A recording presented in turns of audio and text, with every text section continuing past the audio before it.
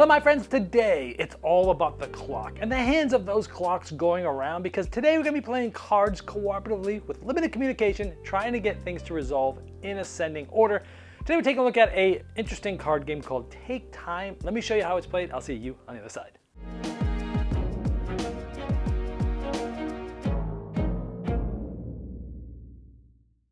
Before I get to the moment you've been waiting for, I wanted to tell you about the Sell Trade program at Noble Knight Games. Now, as gamers, we all have games that are cluttering our shelves that we either don't have the right group for or might even not like it.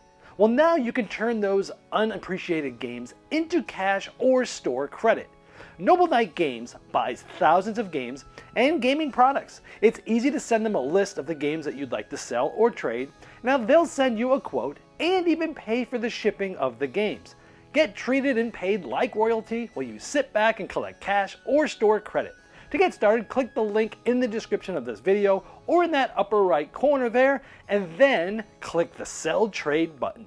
Now, this is a limited communication cooperative game, and there are 10 of these beautiful looking envelopes, which are known as chapters. And each chapter has 4 different tests or sort of scenarios in them that you'll go through. So there's 40 different ones. They are replayable, so you don't just play them and you're done. You can play them again with other groups and such like that. Now, this is a card game. There's 2 types of cards. There are dark blue lunar cards and whitish solar cards, and you can always tell what kind of card somebody has by the back of it. And the numbers range through 1 through 12. There's one of each for each of the different types of cards. Now, the object is to pass the specific test. Here is a random test from the first envelope, and what's going to happen is there's 1, 2, 3, 4, 5, 6 different spaces where players can play cards, and by default, players play cards face down. Now, whoever wants to start can start, but then you go in clockwise order. Now, at the beginning of the game, beginning of the round, each player is going to get a certain amount of cards in front of them. And like in a 4-player game, each player gets 3 cards. And before you look at your cards, you have a discussion phase where you talk about strategy. Now, generally speaking, each of these 6 segments have to have at least 1 card there. And then there's some extra rules depending on the scenario. Like this one has to be played. This card here has to be played on the first turn of the round. This one, the second turn of the round. And here, the cards here have to add up between 20 and 30 because there will be multiple cards in the different sections. And that's it for like this specific round. So when players are going to be strategizing what they should do, what they shouldn't do, stuff like that, then they'll look at their cards, and whoever wants to go first will go first, and then you go in clockwise order. But once you pick up your card and you look, there's no talking for the rest of until all the cards are played. Now, most of the time, you're playing face down, but like in a 4-player game, you'll have 4 times you can place a card face up. So maybe the first player plays this card here first, face up. Now, another big rule is starting at where the clock is at the end of the game, once all the cards are played and you reveal them, each of the segments have to add up to more than the previous one. And in this one, has to be between 20 and 30, for example. So let's say the first player plays this card here. And so the next player follows and plays here because they put it face down. Now, again, you have to try to get all of these, once they're revealed at the end, have to at least be equal or higher than the one previous to it. So like if this was a 5 and this was a 5, that's okay, but this has to be a 5 or less. And it could be multiple cards, the total has to add up to it. So let's say the next player plays here, and someone plays here, and so on and so forth. Each player is going to keep playing until everyone's out of cards. So let's say all 12 cards are played, and we start to reveal from here. So we reveal this, 1, great. So here it has to be 1 or higher. And so we go here and we see it's 6, great. This one has to be 6 or higher. We knew there's a 5 there. We're at 10, great. This has to be 10 or higher. Look at this, they're at 10, it's tied, so it's okay. This one has to be 10 or higher, and it is 20. This one has to be between 20 and 30, and it's 20. And since it's 20, it's tied, it's okay. So we completed the chapter. You would then go to the next one, shuffle all the cards, and see the new rules. And here would be the next one. Now, starting with the 4th level and higher, now the total number in any segment cannot add up to more than 24. The first 3 levels, you can do that. And this one has like, hey, there has to be exactly 1 blue and 1 white card in this right here. This one is no other segment can have a closer value than 6. Now, of course, this one's going to be a lot higher than 6 because it goes like this. But like this value has to be closer to 6 than any other segment. So these are the different types of things there are. I'm not going to show you any others, but there are tons of different rules and things that happen throughout the game. There's also a sleeve of regret, so after you try one, if you fail, you can keep trying it. If you get to the point where you're like, hey, let's just skip this one and go to the next one, you put that into the sleeve of regret so you know which ones you've still never completed. Now, even though each sort of test is replayable, there is a sleeve of rebirth, and if you finished all 40 chapters or tests, you can open this, and there's some certain things in here that you can add to any of the other scenarios to make them even more difficult than they were the first time through. Then there's lots of different ways to do that, but I'm not going to spoil how they do that. All right, well, there's take time. Let me first tell you what I like about it. This is as if the game The Crew and the game The Mind had a baby.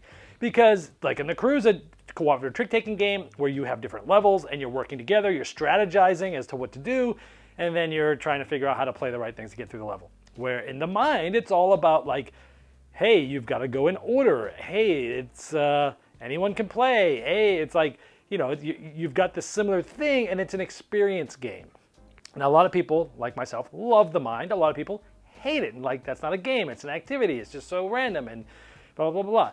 If you like the idea of The Mind, but want it to be more strategic and more structured, this game is perfect for that. If you liked The Crew, but you want something different that's not trick-taking, but has somewhat similar, some type of similar feel, I think if either of those, you're going to like this game. I like that you have strategy discussion and you're trying to figure things out, and then as soon as you look at your cards, no talking. Limited communication games, I like. The more vague the rules are on that, the more problems I end up having with it. Sometimes there's games where you can kind of like not break the rules, but you're kind of breaking the rules, and it's in a gray area and this and that. This game's pretty strict about what you can and can't say, but it also lends itself to like, hey, it even says you can say, hey, you know what? If you get a low number, you know, you be the first one to go, you know, and you play here, you know, stuff like that. So you can have this whole strategy. Hey, let's make sure we don't do this one until the end. Someone might want to play face up here to let us know if it's going to be high or low here. Like, you talk through all of this strategy and you lose, right? And then you come back and you go, okay, what did we do wrong? Let's do this differently, right? And you talk through things, and the strategy of this game is fun. It's half the game is talking through what's going to happen, but you don't know what cards you have when you're doing all this. So it's like, okay, here's our plan. Let's pick up the cards. Oh boy, okay. Now how do I enact and be a part of that plan that we all talked about, given the cards that I got, right? Am I like, oh great, this is gonna work out perfect? Or am I like, oh man, I'm gonna be the cinder block here, drowning us down because I got a tough hand. Let me figure out how to do things, right? It's really good. Because of that, it has a tense feeling. You know, you're playing cards, you're thinking, you're hemming, you're hawing, a little bit of AP sometimes, you try to decide what to do. Tense feelings is in this game.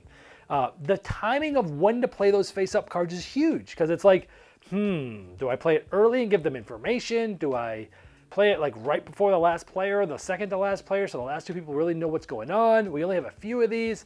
The timing of when to do that and which cards and when to do it is also very good.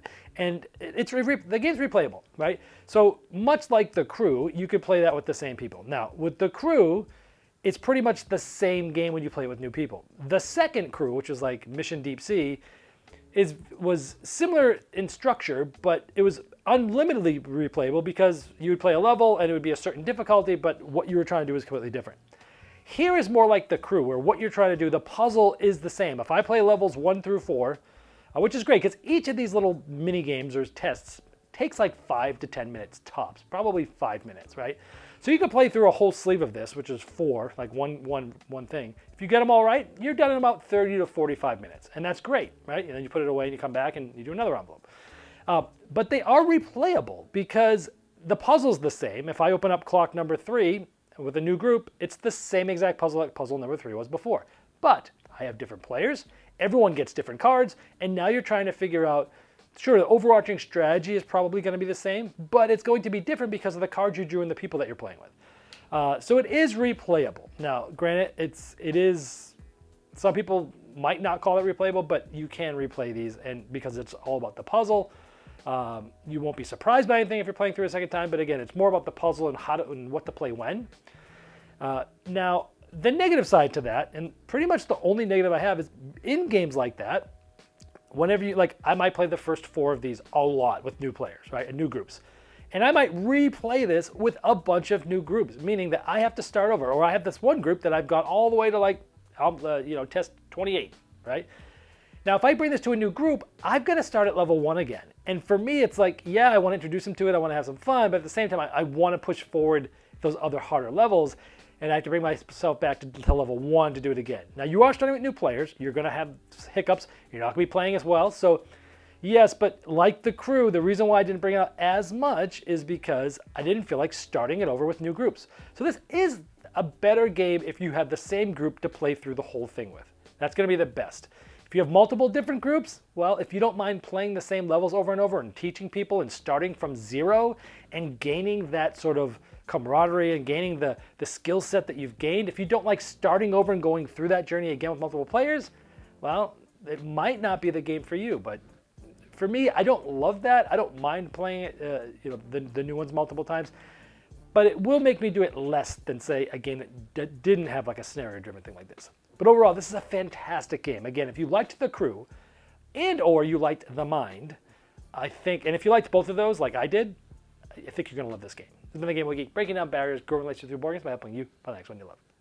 Game Toppers upgrades every game you play, being the one table to rule them all with Game Toppers, leg kits, dining covers, premium game mats, and more. In their 5.0 Kickstarter, they found a way to deflate prices to pre-pandemic levels without sacrificing their quality brand, and in some cases by $200, plus dropping the shipping price as much as 50%, saving another $100. Go to GameToppersLLC.com to late pledge now.